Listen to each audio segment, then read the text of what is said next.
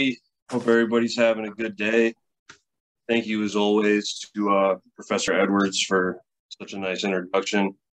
So before I get started, I'm going to offer a little bit of context for what I'm talking about today in sort of two frames. The first is I'm going to say that this is a very germinal sort of version of something that I'm going to send for publication. So there's not a lot of citations like there should be, and but also there's a lot of stuff that I'm going to have to take out when I send it for review anyway.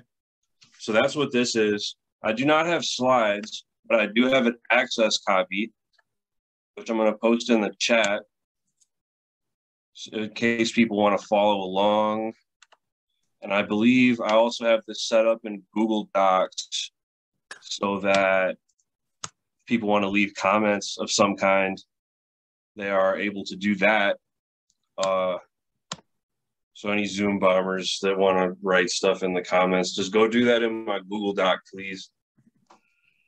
And then if people want to steal what I wrote and publish it, I guess that's probably fine. Just please give me a co-writing credit, right? So I don't have to wait for reviewer reports and everything.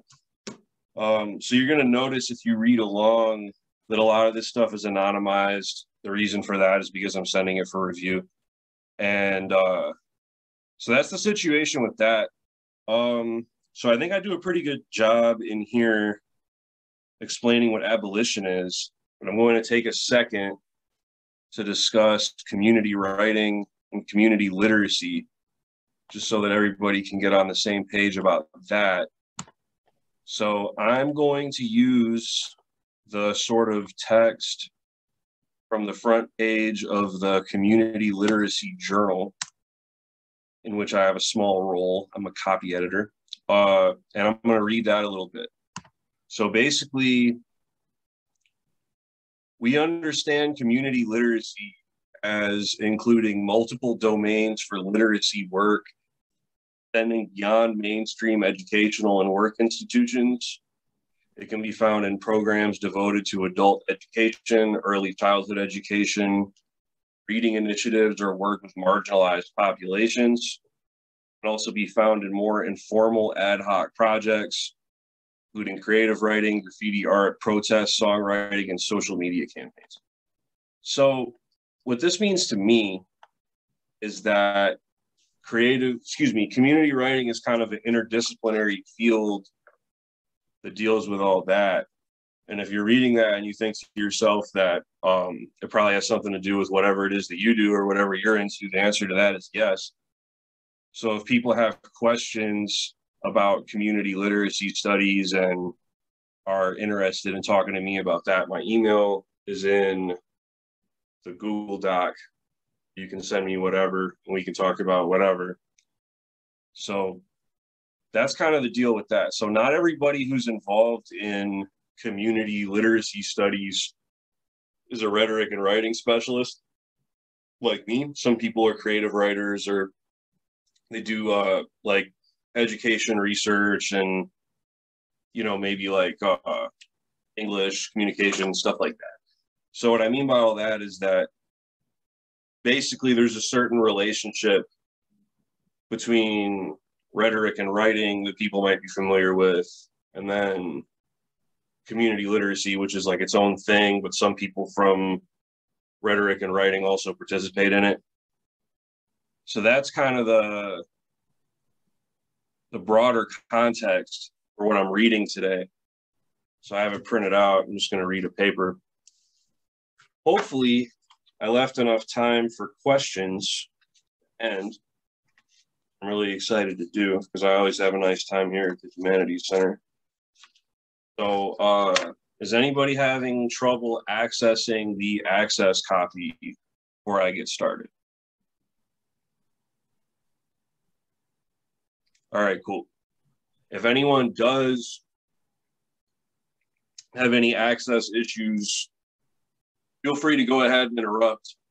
I'm not going to forget what I was saying because I have it typed up, so don't worry about throwing me off. Okay. So here it is. So I'm starting off with the epigraph. The work of abolition insists that we foreground the people who are behind the walls, that we listen to them, that we take their ideas seriously. It insists that we address things like the surveillance state and economic and environmental justice, that we have to transform the relationships that we have with each other so that we can really create new forms of safety and justice in our communities. Mainly, it insists that it is necessary that we change everything. It necessitates asking questions of everybody involved about what we can do instead of prisons and police, right? So that's Miriam Kaba. Now this is me. This study reflects on the author's teaching of a prison abolition themed community writing course as an opportunity to explore the resources of abolitionist theories and praxis in the field of community engaged writing studies. By narrativizing my experience introducing undergraduate students to prison abolition activism, constellating our work together under the disposition of accountability, I argue for a turn, or perhaps a renewed focus, to an abolitionist horizon within community writing studies. Namely, a move beyond the abolition of prisons, so we're still doing that, we're just doing other stuff also, to the building of life-affirming institutions and projects.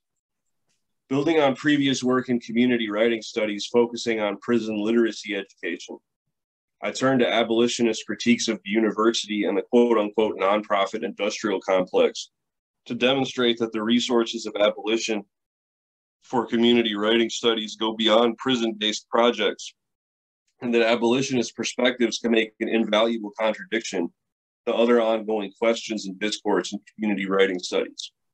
In conclusion, I share a reflection on the success of the course. All right. In the winter of 2021, I had the opportunity to teach my department's community writing course, referred to as community writing henceforth, a course where students at Downtown State, my institution, typically do service work for community organizations around the major city where our campus is located, often relating to writing and literacy. The course is typically taken by honors students for whom it fulfills a volunteer requirement, public health majors for whom it is required, and students interested in social issues. Additionally, the course fulfills Downtown State's intermediate composition requirement and carries a set of learning outcomes standardized in my department for all intermediate composition courses. This is to say that the course sits at the nexus of a number of different priorities, including those of the instructor, different cohorts of students, the Honors College, Downtown State's composition program, and of course, those of the course's community partners.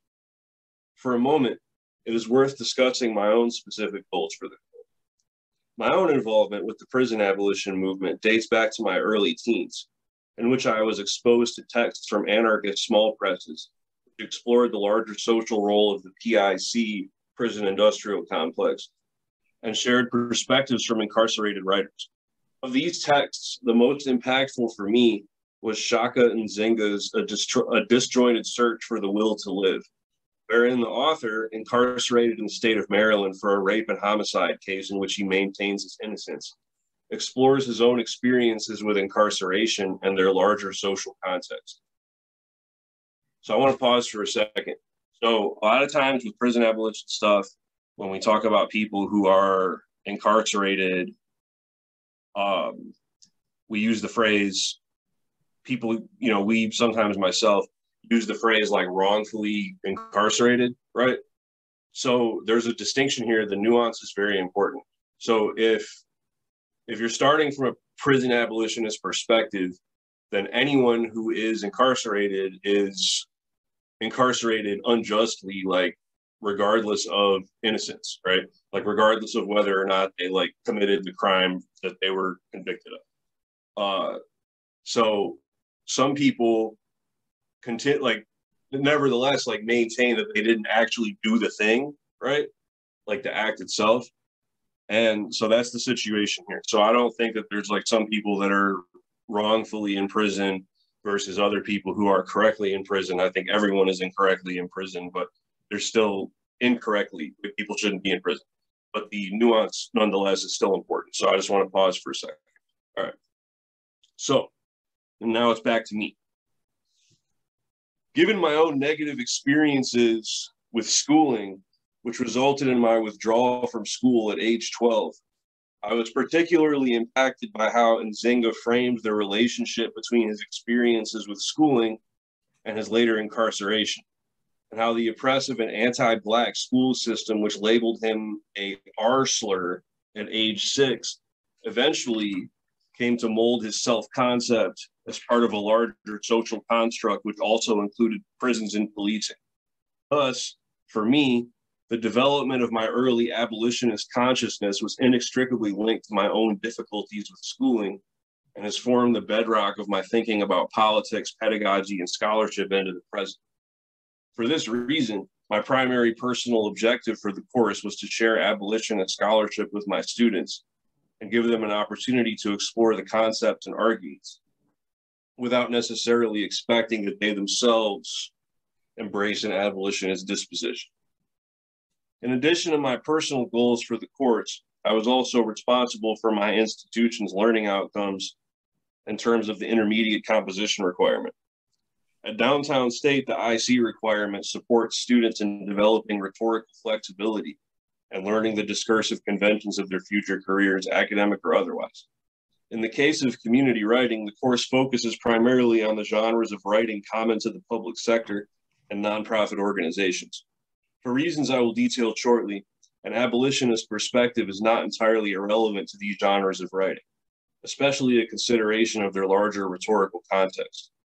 However, I took care to emphasize the practical aspects of writing for community organizations in the course as well. I placed a particular focus on helping students understand and anticipate the challenges facing community organizations, particularly those working on issues considered politically contentious, such as prison and police abolition. This course also presented an interesting opportunity for me in terms of the community partner I selected, the local organization in which I myself play a role. The organization, which I will henceforth refer to as a network, is a group of collaborators who work on community art programming, skill sharing courses, reading groups, and similar projects in a poor and majority BIPOC city in my institution's metropolitan area. In addition, the network is connected to a number of different art and pedagogical projects in my state's prison system, including a creative writing workshop at a nearby prison that I have co-facilitated since 2019. While participants often lack defined roles, I thought it would be interesting to function in some way as both the community partner and the instructor of the course, eliciting feedback on the course's progress from other stakeholders within the network. The project was especially important to me at the time because the ongoing COVID-19 pandemic had and continues to essentially suspend the network's program, with any continuing projects being online and asynchronous, primarily involving participants who had been involved pre-pandemic. So as to counteract any possible attrition of participants in public interest going forward, I concluded that the needs of the course's community partner might be best met by having students collaborate on accessible and usable documents about prison abolition activism that the network could use in future pedagogical and organizing contexts. This, then, was the community partner's goal for the course. While this arrangement did present a number of affordances, it came with its limitations as well. The first limitation is that due to the somewhat suspended nature of the network's ongoing projects, there was little in the way of in-person service that the students could conduct, and they were limited in their opportunities to engage directly with other stakeholders.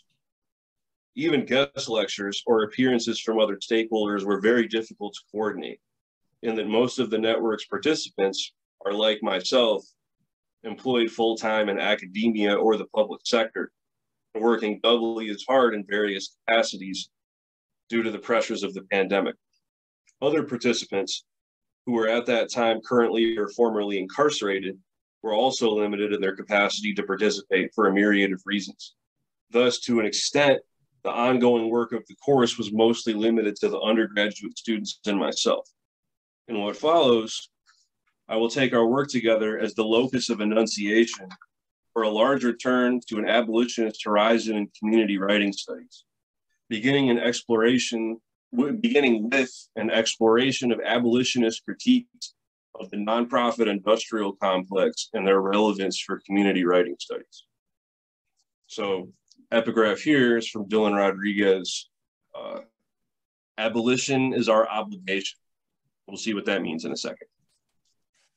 For readers unfamiliar with abolitionist activism and scholarship, very much the intended audience of this study, it may not be immediately obvious how the prison abolition movement is relevant to service learning, particularly service learning projects which do not include service work in and around carceral environments.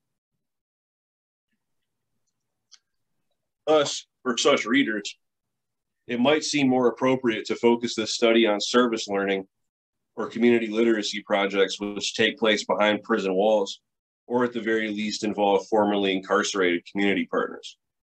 In what follows, I will endeavor to introduce the corpus of abolitionist scholarship, which concerns itself with nonprofit organizations and their larger social function. I will constellate this section around the notion of accountability and my claim that accountability to abolition is the essence of accountability to our communities, community partners, and each other. In 2006, the nationwide organization Incite Women, Gender Nonconforming, and Trans People of Color Against Violence released "The Revolution Will Not Be Funded Beyond the Nonprofit Industrial Complex," an edited collection focusing on the historical and contemporary function of foundations and nonprofit organizations, particularly their role in redirecting or in some cases stymieing the energy of radical social movements. The founding premise of the collection and the abolitionist critique of nonprofit and philanthropic organizations, I probably said that wrong, I always say that word, is at bottom the notion that the US state, in the wake of the radical social movements of the 1960s and 1970s, has increasingly turned to nonprofits as an institutional means of controlling said social movements via means such as exemption from taxation, the funding of art and academic projects, and directing participants toward reform-based projects at the expense of radical projects like prison abolition. So like the Ford Foundation would be a good example. George Soros, Open Society, stuff like that. Additionally, the authors charge these organizations, as well as universities, with fulfilling a function wherein wealthy benefactors can avoid taxation and direct social projects and initiatives along the lines of their own agenda. A system which is developed in lockstep with massive state disinvestment from the public sector, welfare reforms, cuts to healthcare and education, diminished funding for infrastructure, financial and environmental deregulation, and other elements of what has been called neoliberalism or late liberalism. So I should have put this in the paper. I'm gonna pause for a second. Part of the critique here is that as all this stuff like education and healthcare and all that is being cut in the late 20th century United States, funding for prisons is going like this, right? So the argument is that there's a larger structural connection between all these different parts of society. So that latter point is what I chose to focus on with my students for a few reasons.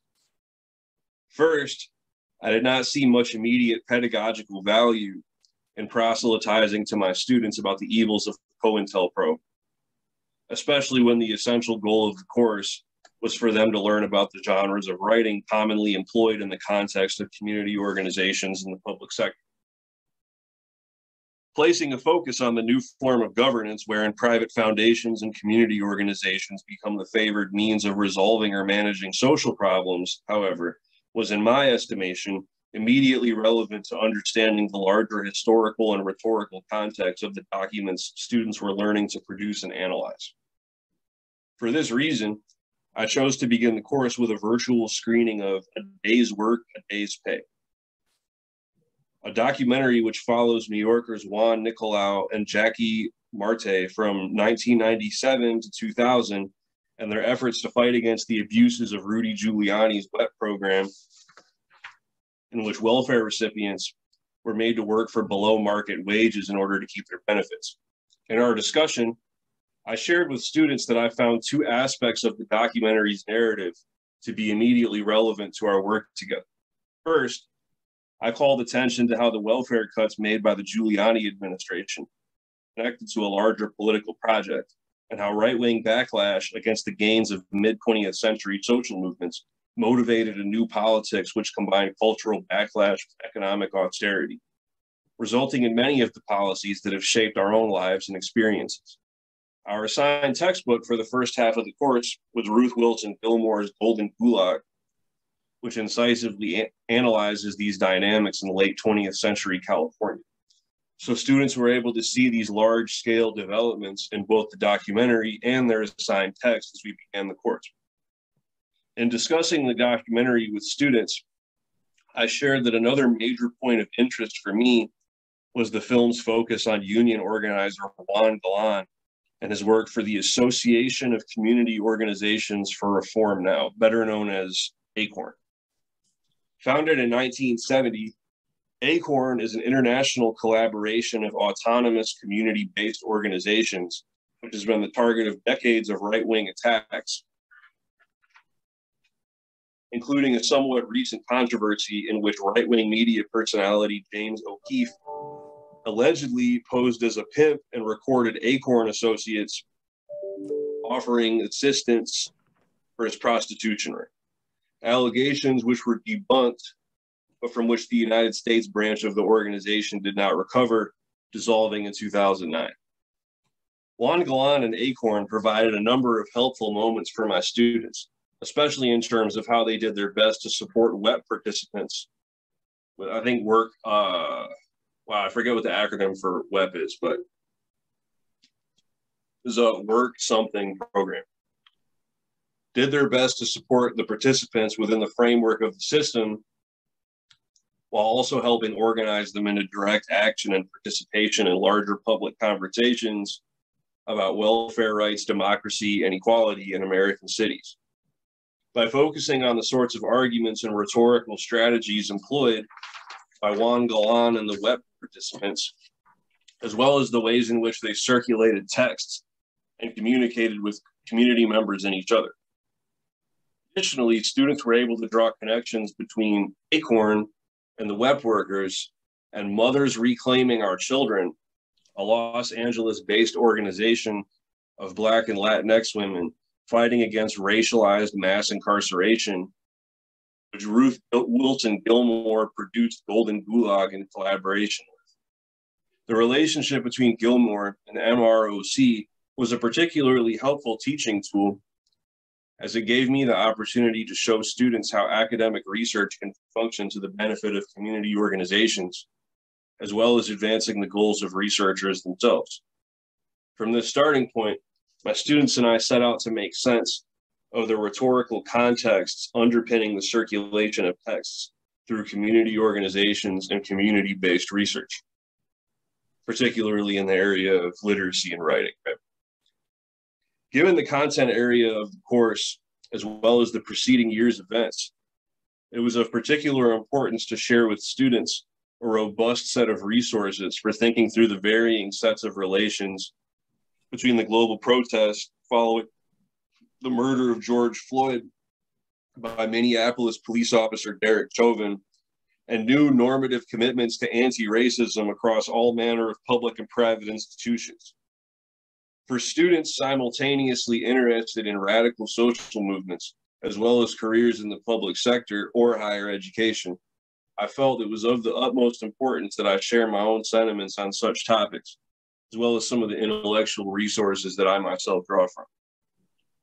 For this purpose, I found Dylan Rodriguez's The Political Logic of the Nonprofit Industrial Complex particularly valuable in terms of how Rodriguez details not only the rise of the NPIC as a coordinated nonviolent means of repressing the social movements of the past, but especially how the NPIC has engendered a way of thinking about politics that essentially forecloses on any resistance or radical political experimentation that lies outside the essentially liberal reformist framework of the NPIC in the state. This is not to say that Rodriguez and I, in following him, dismiss anti-racist strategies in public institutions, criminal justice reforms, and other institutional means of rectifying social problems. Rather, I introduce students to the ways in which radical protest movements like those of summer 2020 are in many ways distinct from and possibly opposed to the institutions impacted by them, and how this dynamic can place community-based research and advocacy within a space of contradiction. Corporate sponsorship of nonprofit organizations and arts programming was an especially helpful teaching tool for this purpose, particularly the case of Warren Cander's stepping away from his role on the board of the new museum following criticism of his company Safariland's role in manufacturing tear gas used against migrants by ICE at the United States border with Mexico. It is from within the space of this contradiction that my students and I began to plot a course to an abolitionist horizon in community writing studies, namely the ambivalent and sometimes antagonistic relationship between community members and partners in the institution which guarantees the funding or academic legitimacy of a given project. For my students looking to make sense both of their academic work and upcoming careers and their posture towards today's social movements, these questions were of paramount importance. Many students expressed to me their confusion that the historic gains of the civil rights movement, while important in many ways, did not fully do away with racism, especially in terms of policing and mass incarceration. The abolitionist intervention, then, was invaluable in this case insofar as it provided one analytical tool for making sense of the historical relationship between the radical movements of the past and the institutional strategies that followed them. In addition, the abolitionist perspective was helpful for students in terms of unpacking the terms community-based and especially community accountable. Undergraduates coming across the phrase community-based find it taking on a great deal of different meanings, ranging from services and programs which take place within a given community to projects and programs which are led by or advised by community members. At times, the experience of encountering the modifier community is almost aesthetic in nature, belying a general disposition or set of references, if not an actual set of principles or expectations. Students and I also discussed the phrase community member, both in the singular and the plural, noting how Beverly Hills and the Hamptons are indeed communities, but presumably not in need of community-based services.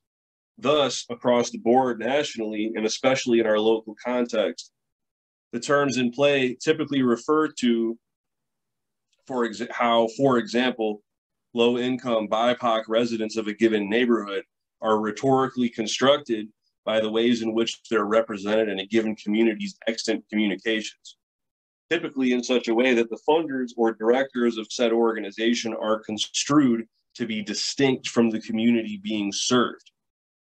Once students were able to put together the social historical relationship between community organizations, foundations, and the suppression of the radical social movements of the past, they were able to see how the rhetorics and literate conventions of many community organizations, in fact, serve to control and redirect the agency or organizing potential of people in racialized and low-income communities themselves. In response to this observation, students and I explored Alexis Pauline Gumb's notion of community accountable scholarship and activism. And I posed the question to students as to what it could mean for our own work to be community accountable. Without dictating that we come up with a hard and fast answer so early in the course, we did sketch some preliminary ideas of being accountable to one another in our collaborative work later on in the term, as well as to our incarcerated and formerly incarcerated collaborators. I noted that in the case of abolitionist activism that involves collaboration with incarcerated colleagues, state and sometimes federal laws may in fact dictate the forms of communication we can use, as well as what sorts of things we can discuss. For example, being that I am registered as a volunteer with my state's Department of Corrections, I myself am not allowed to communicate with any incarcerated or technically formerly incarcerated person. This places me in the position of having to make sense of the impacts of my own work on incarcerated persons without being readily able to discuss it with them directly. In this and other ways, as I shared with students, appeals to dialogue and participation with our community partners can and often do disguise other sets of power relations. All right, another epigraph. This is from Stefano Harney and Fred Moten, a book called The Undercommons. It's available free on the internet. It's pretty cool. So the slogan on the left then, universities, not jails, marks a choice that may not be possible. In other words, perhaps more universities promote more jails. Perhaps it is necessary, finally, to see that the university produces incarceration as the product of its negligence. Perhaps there is another relation between the university and the prison, beyond simple opposition or family resemblance. The Undercommons reserves as the object and habitation of another abolitionist. As I reflected on these discussions with my students, I began to sketch some beginnings of an understanding of how these abolitionist insights might bear on the disciplinary discourses which shape community writing studies. Since at least the turn of the 21st century and the founding of the field's journals and professional organizations, central, if not foundational, question for community writing studies has been that of how to create ethical and reciprocal relationships between universities, often well-funded R1 universities, and their local communities. These discussions take on a different set of stakes in the case of institutions which are extremely wealthy and yet exempt from property taxes, and abut communities which have experienced economic divestment and attending social problems. Stark relationship between wealthy research universities and nearby low-income and BIPOC communities often takes up space at the center of community writing research, particularly in terms of how community writing practitioners, typically but not always researchers or teachers, navigate their own institutional privilege, the needs of those they serve, and their institutional obligations. Within these studies, the picture that emerges is one in which the university in question has a particular social role, wealth, power, prestige, which serves as foil for that of the community being studied: poverty, lack of political representation, social stigma. The community need not be a physical location. It can also be a given social group, those experiencing homelessness, sex workers, graffiti writers, or refugees, for example. The stark contrast between the institution and its subjects is taken to be paradigmatic and upstream determining force to how the research in question takes shape. And it is presumed by the scholars in question almost universally that the institution in question and the community in question are marked in contrast from one another as an outcome of larger social historical forces, which are taken as granted and given and beyond the power of the university to resolve. It is this paradigm of community writing studies in which I intend to make an abolitionist intervention. What community writing studies has often elided, possibly due to its own institutional positioning and how said positioning bears on its epistemology, is the role of universities themselves as productive of the social ills that community partners are often working against. In my own local context, students often reported difficulty finding housing near campus that was in any way affordable.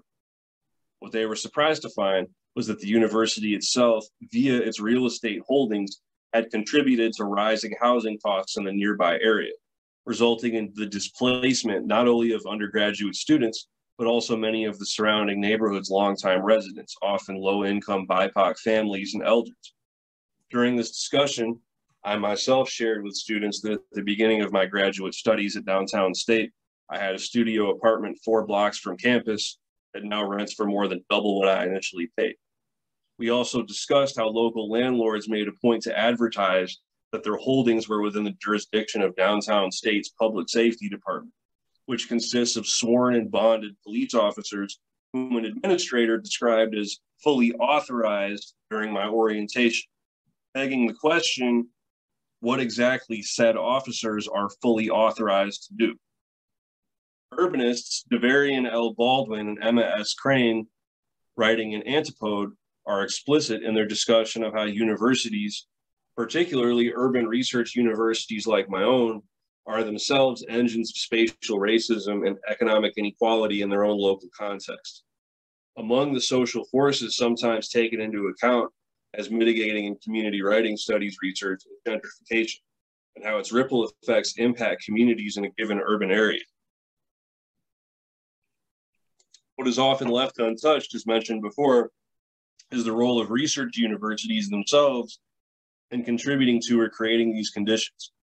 For Baldwin and Crane, institutions of higher education, the employers of many scholars of regional poverty, are a critical facilitator in this new stage of capitalism. That is, a stage of capitalism in which a shift away from productive industries leads to finance and technology as primary economic motors, in which people and communities primarily employed in productive industries in the past become primarily employed in customer service positions or excluded from labor markets. So this is neoliberalism also, right? You know, divestment from public health and education, environmental regulations and stuff, and more money for prisons, jails, and police, right? So it's the same thing. The argument is that universities are part of this process. Baldwin and Crane go on to note that urban universities are often situated in neighborhoods of people of color, which is largely true in the case of downtown state, and that the land surrounding the university is rendered cheap and available through racialized divestment and strategic abandonment, and then bought up by universities and repurposed into a resource for creative industries. As I stated earlier, downtown state has certainly played a role in the gentrification and developing of its surrounding area, both in terms of its real estate holdings and a series of public-private partnerships with local and national conglomerates, which have, over the past decade, begun to systematically displace thousands of low-income BIPOC residents from the nearby area. This dynamic itself has downstream impacts on these communities, insofar as downtown state's location is within what historically has been one of the few walkable areas of its metropolitan area, and the historical center for nonprofit community organizations and social services, which many of its longtime residents have relied upon.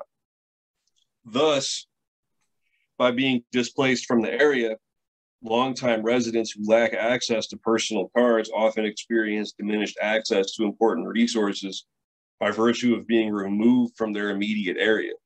It is worth noting at this point as well that downtown state's metropolitan area has one of the worst public transit systems in the industrialized world, with efforts to expand it consistently voted down and otherwise foreclosed upon by the region's racial politics. I don't know if everybody saw on the news, the Smart Bus has been going all the way to Oakland University for years and years and years, and they just stopped that like a couple days ago. Shame on them. That's nonsense. We need comprehensive regional transit in Detroit. There's no excuse. All right. So this is to say that the impacts of gentrification and displacement in downtown state's immediate surroundings go far beyond a change in the neighborhood's character and do indeed impose significant hardship on local communities. Undergraduate students are impacted by the region's housing costs as well, often finding that nearby housing is prohibitively expensive. In the case of students from slightly more affluent backgrounds who primarily commute to downtown state in personal cars, this creates a significant but manageable logistical challenge to their life on campus. So students coming from the suburbs take the freeway, right? So it's a hassle because they got to find parking and walk and all this stuff, but it's manageable, right? For students commuting from more urban or inner ring suburban parts of the metro area who lack access to personal cars, however, the unreliable transit system creates major barriers to their ability to participate in their coursework, compounding and reproducing other sets of inequalities. So for a good example of this, to drive from Sterling Heights down here to campus takes 30 minutes. To take the bus from Hamtramck to Wayne State campus takes an hour and a half, and it's 4 miles away. So I'll let everybody else do the math on that. Math is not my specialty, right? So Students were eager to take these issues into account in class discussions, often reflecting on how they could use their own difficulties with accessing downtown state to begin to sketch the institution's relationship with local communities and larger social systems. Students and I were keen to discuss how the framing of these issues in the extant communication of different institutions created a rhetorical ecology which privileged certain rhetorical choices over others and placed limitations on what sorts of arguments or communication strategies were possible or advisable. In particular, we discussed how terms like community partners reified a dynamic wherein researchers and literacy workers associated with a university primarily function as extensions of that university, with the implication in play that researchers like myself and the students encounter accountability to community members and their projects indirectly or in terms of the individual identity of their projects and professional ethos. Thus, while community projects relating to literacy and writing can possibly vary in terms of their disposition towards community members and their needs or expertise, the researcher in question remains primarily accountable to the institution that employs them. Working back to an abolitionist critique of the university, wherein the university itself serves as an engine and guarantor of inequality, we can see how community literacy scholars, in many ways, inhabit an impasse. On the one hand, when we operate as extensions of the university, the primary benefit we offer to our community stakeholders is our capacity to share with them the university's resources and our own expertise. On the other, our expertise is defined in terms of its distinction from that of community members and stakeholders, and the guarantor of our expertise is itself an institution, which in many ways work directly opposite our own goals. In my case, my primary goal with the course, as far as downtown state is concerned, is to impart to students useful knowledge and service experience for their future careers. Even the network, itself a sponsored project of a major nonprofit organization in the area, in some ways derives its resources and status as a community organization from a particular relationship with the state. Indeed, for me to position the network as my course's community partner, it had to possess a certain institutional legitimacy in terms of meeting the volunteer requirements of the Honors College. What then is to be done? Does an abolitionist horizon within community writing studies refute the premise of community writing studies itself and essentially become a refutation of any and all work within it? My answer is no. No, it doesn't.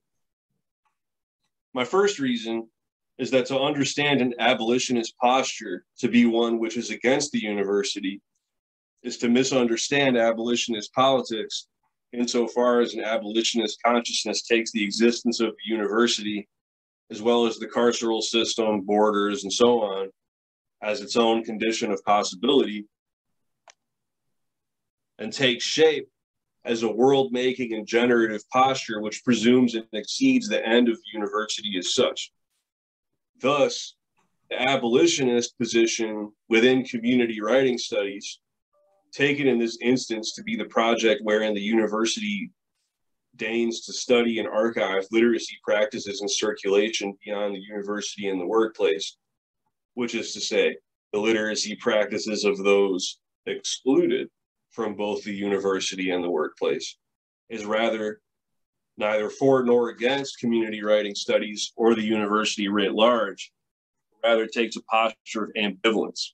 On this point, Dylan Rodriguez teaches us that the essence of abolition is the radical creativity that can come from the standoff position in and of itself. In the conventions of academic writing, this section would normally be where I would provide for the reader an example of this disposition in practice, both as a documentation of my work. Community writing scholars typically publish peer-reviewed reflections on their projects, and in a tenure system which primarily rewards publication, said process serves as the primary mechanism via which their work is recognized. I am not at present eligible for tenure, but I must confess at least part of my motive in writing the study is the larger goal of obtaining a position in which I will be in the future. Rather than sharing an outcomes-based summary of what my students were able to accomplish in collaboration with the network, I will instead model an abolitionist disposition by declining to either comply or not comply with that directive. In this moment, I'm reminded of legal scholar Shepo Madlingozi's reflection on people's power and humanness as an integral loci of enunciation. Okay, it's locus of enunciation, it's supposed to be singular, not plural. Locus of enunciation in the struggle against apartheid in South Africa.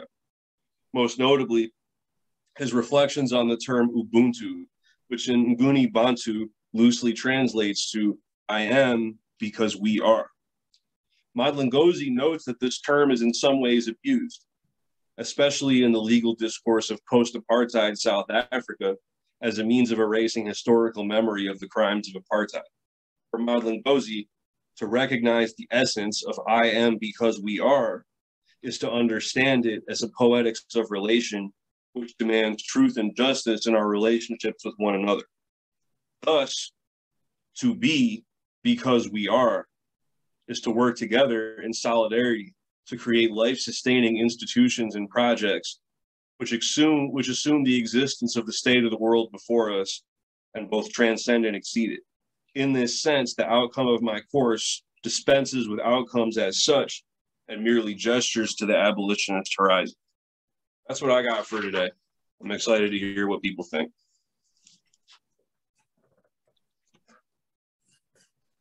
Thank you. Thank you all so much. As Jackie has explained, if you want to ask a question, you should raise your hand using the reaction button. I see that Elia has raised her hand and then somebody else. So Jackie, could you unmute Elia? Oh, I believe those were just the celebratory hand clap, the applause. They're just clapping. Okay. Yes. Let's see. I can. Oh, I see. There's no. Okay. No hand up there. Yes. Dr. Edwards, did you have any comments? Yeah, I was sort of interested in his explanation of the abolitionist philosophy, and I wondered what is the mission statement and how successful or not that movement has been. Yeah, for sure. Well, thank you for such a thoughtful question. Mm-hmm. I can definitely speak to that. So I would say that, I would say in the short term, the objective of that movement is to transition towards ways of dealing with social problems, conflict, violence, things like that, that are life-affirming and generative and productive, as opposed to systems like the prison system, most notably, that are based on violence, exclusion, and confinement. So one good way to think about this is that within the state of California, particularly in the 80s and 90s, when they were building all these big prisons, right?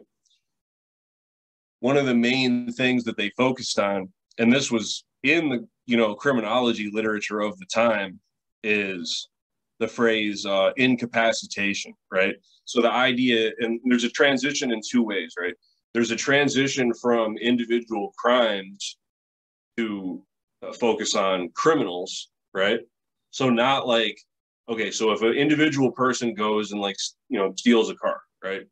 That is a person who has stolen a car, and prison system strategies in most of the 20th century focused on an individual crime, right?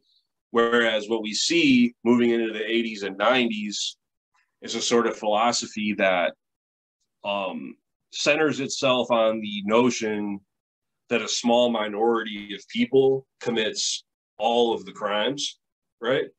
Or a vast majority of the crimes. So then we see the phrase career criminal, and then we see things like predictive policing, right? So the idea that if you arrest people for jumping over the turnstile, then you'll prevent them from committing more serious crimes down the road. So some people have called this broken windows policing, the idea that broken windows leads to more crime. William Bratton, who was both the head of both the LAPD and the NYPD, was a big proponent of this. So basically the idea is, when we started coming up with like bigger prisons and stuff, was that by incapacitating this small portion of people that commits all this crime will go down because we're preventing people from committing more crimes. So the modern prison system, to my understanding, like a lot of times, like rehabilitation is not even the stated goal anymore. The goal is just removing people from society so they can't continue to commit crimes. So in terms of shifting the national conversation from a sort of law and order framework to thinking seriously about alternatives to incarceration and alternatives to policing, I would say that the prison abolition movement has been one of the most successful social movements in recent decades, because these are all mainstream talking points now, right? Like even Republicans, will go on TV and say that, we're thinking about alternatives. Or for example, like President Biden was the author of the crime bill in 1994, which pretty dramatically expanded the criminal justice system. He himself has reversed course on this, right? And so there's a lot of research that's going the other way. People are able to have these kinds of conversations out in the open now, and different cities are experimenting with different approaches. At the same time, there's also a backlash to it. So I guess I would say that, like, in the war of ideas, right, or in the sort of exchange of ideas, I would say the prison abolition movement is super successful, because you can talk about this kind of stuff now, and a lot of different people are taking it seriously, other than just like activists and academics, which was the case 20 years ago. So yeah, I would just say that, to put it simply, the objective is just alternatives to prisons and police. And I would say that thus far, things have been going pretty well, right? Like, I think things have been pretty successful for the prison abolition movement thus far. And I anticipate that things will continue to go that direction. Thank you. John, did you have a question?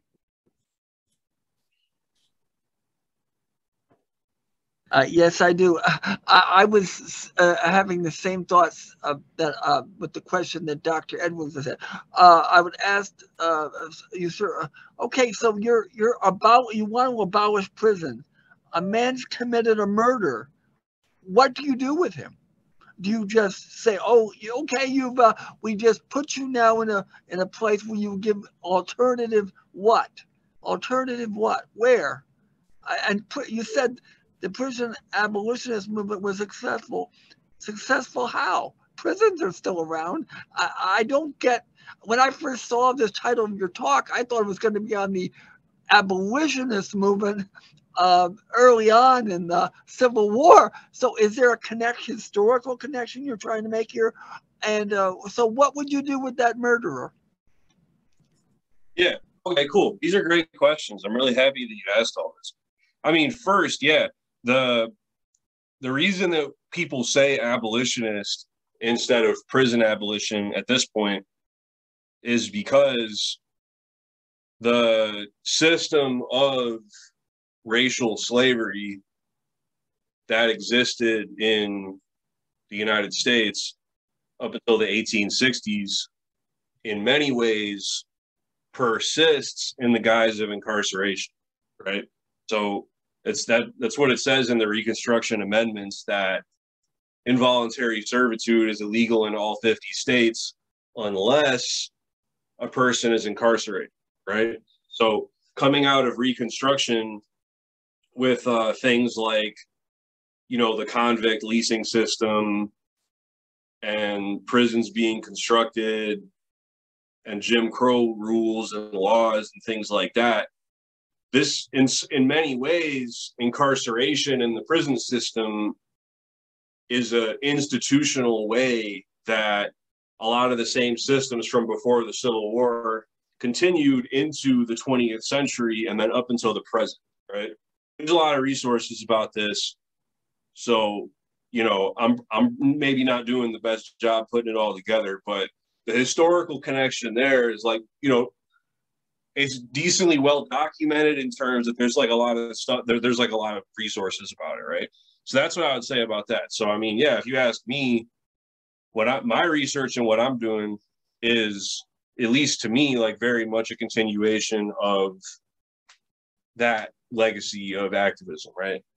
And so in terms of prisons being around still, yeah, no, there are prisons still, and there are, still barbed wire, there's still gates and all that stuff. But when I say that things have been successful in terms of the conversation changing and a lot of people starting to take seriously that the expansion of the prison system is not a solution to social problems, that is the extent that, like, that's what I meant when I said that the movement has been successful, which is that, like, people are taking it seriously and, kind of like starting to think about it, right?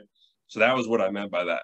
And also, like, incarceration is on a downward slope in the United States, and there are a lot of different sentencing alternatives that are being explored. So I wouldn't say it's been a total success, right? Like, it's not like, we didn't all the way get there. But when I say horizon, when we say abolitionist horizon, we mean that the horizon is always off in the distance. So if you're going in that direction, you're never really going to see the end of it, right? So when I say it's generative, we're just kind of always working in that direction. In terms of what I would do about a murder, there's a lot of different responses to that. I think that what I would say is it's like, there's two answers. The first one is that an abolitionist perspective looks at a violent crime as an outcome of a larger failure of social systems where a lot of other things have gone wrong that produce this outcome, right? So it isn't like a person doesn't commit a murder in a vacuum, right? There's a lot of other things that are happening that are leading to this outcome. So what I would say is that in terms of like what's fair to happen to a person that commits a murder, I don't know. I mean, that's not really my wheelhouse. Anybody who's been murdered in my life, of which there have been a few, me personally, none of those people are going to come back based on whatever happens to the person that murdered them. So I don't really think about it like that, but that's just me. I would say that, like, an abolitionist perspective expands the whole, like, system to think about what are the larger social systems that produce this, right? And I would say that a person who, like, has committed a murder, who has killed someone else, probably does need to spend some time outside of the environment in which that murder occurred, in which they killed that person. I don't think that place should have razor wire and a gun tower, basically, is what I would say to that. So that's my best answer, I guess. So thanks a lot for bringing those questions up, because I agree that they're pretty implicit whenever you start talking about it. So I'm very thankful for the opportunity to explain that as part of my presentation. Thanks a lot for that, John. Kelly, did you have a question?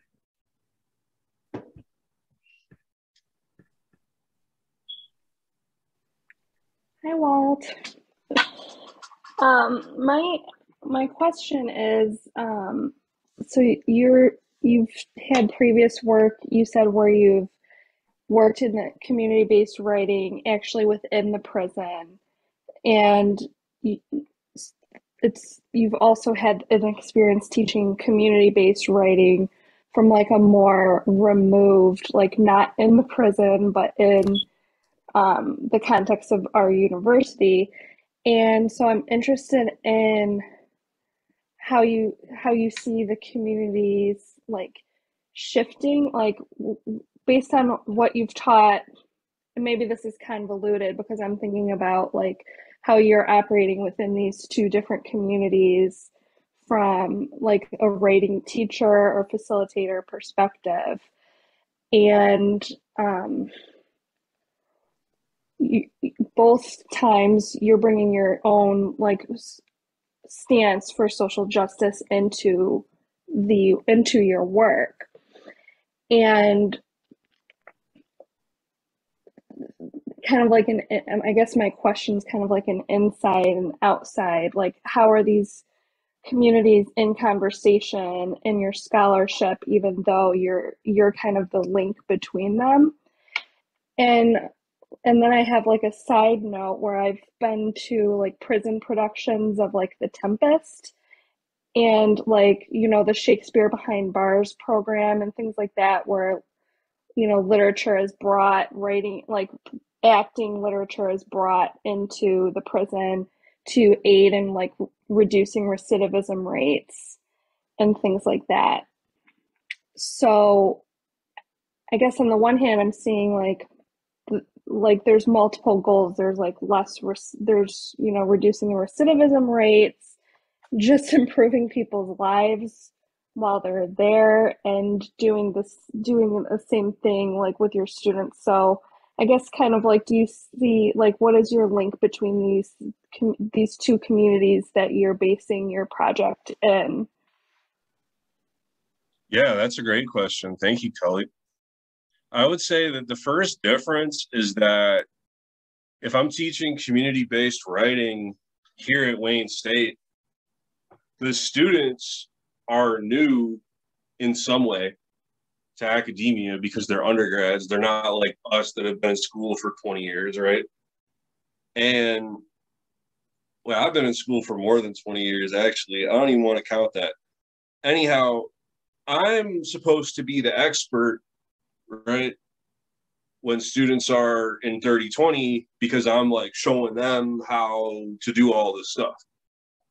So if they're like asking me about MLA format and stuff like that, then I'm the person who's like showing them how that all works. Doing the workshop at Macomb, however, it is the opposite, because I'm always, there's like a million different rules and I'm learning all this different stuff. And so really like the role, it's really different, because not only am I like very much a newcomer to like the carceral environment, but also the guys that I do with the workshop with, they like, they've been writing since like the 90s, because some of those guys have been incarcerated since like 1994. So like they're like older than me with like a lot more experience writing and stuff like that. So it's a totally different thing. So I guess the way that it all fits together for me is it's just like I'm able to kind of see a better perspective on the difference between the university system and the prison system, because I look at them sort of in terms of the other, I guess. And that's kind of what the whole paper was about. So thank you for giving me an opportunity to draw that out also. We probably got a wrap right now, right? But I really appreciate everybody coming out today in the Humanities Center. So thanks for letting me read my paper, everyone.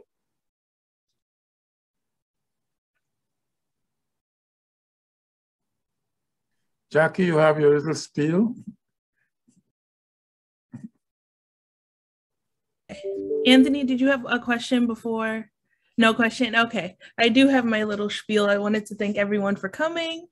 And this talk has been recorded, so it will be posted on our YouTube shortly, so that you can refer back to the great lessons that we've been listening to over the past hour and some. Walter, thank you so much for giving your research to us and the Humanities the Humanity Center wanted to thank you by giving you a little journal with our logo on it and a mask with our logo on it as well. So I'll reach out to you to see how we can get it to you soon. Okay, as for everyone else, thank you. Have a great rest of your day. Make it a great one. Bye.